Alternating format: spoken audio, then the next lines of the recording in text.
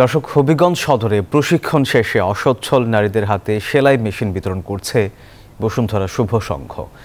সেখানে আছেন আমাদের সহকর্মী আরিফুল ইসলাম। আরিফ, দ্বিতীয় দিনের মতো চলছে এই কার্যক্রম।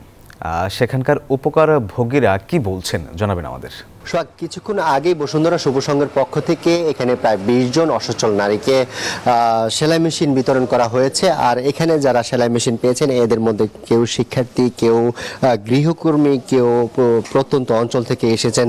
বসুন্ধরা শুভ সংঘের যে সদস্যরা রয়েছেন তারা মূলত বিভিন্ন প্রান্তিক পর্যায়ে গিয়ে যে ধরনের অসচ্ছল শিক্ষার্থী বা অসচ্ছল নারীরা রয়েছেন তাদেরকে বাছাই করে এখানে নিয়ে আসা হয়েছে। এমনকি নিয়ে আসার পর তাদেরকে 4 মাস ট্রেনিং দেওয়া হয়েছে। প্রশিক্ষণ দেওয়ার পর যখন তারা যোগ্যতা অর্জন করেছেন যে না তারা এখন সেলাই করতে পারবেন বা কোনো গ্রাহক যদি তার টাকার বিনিময়ে যদি সেলাই করতে চান সেক্ষেত্রে তারা আর্থিক বা টাকা উপার্জন করতে পারবেন, এই ধরনের সক্ষমতা নিশ্চিত করার পরে কিন্তু এখানে 20 জনকে সেলাই মেশিন প্রদান করা হয়েছে। আর তারা বলছেন যে তাদের পরিবারে যে অভাব অনটন বা তাদের শিক্ষা উপকরণ বা শিক্ষার কার্যক্রমের যে খরচ সেগুলো তারা নিজে থেকে এখন থেকে সেটা চালিয়ে যাবেন এবং সেই সাথে তাদের পরিবারকেও কিন্তু সহায়তা করার কথাও বলছেন।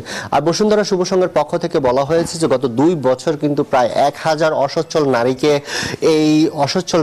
এই সেলাই মেশিন দেওয়া হয়েছে এবং আরো 4টি জেলায় এই ধরনের প্রশিক্ষণ দেওয়ার কার্যক্রম চলছে। যারা প্রশিক্ষণ শেষে যখন তারা যোগ্যতা অর্জন করবেন তখন কিন্তু তাদেরকে আবার এরকম সেলাই মেশিন দেওয়া হবে। আর গতকাল হবিগঞ্জে শায়েস্তাগঞ্জে দেওয়া হয়েছে, আজ হবিগঞ্জ সদরে এই 20 জনকে সেলাই মেশিন বিনামূল্যে বিতরণ করা হয়েছে। আরিফ, আপনাকে ধন্যবাদ।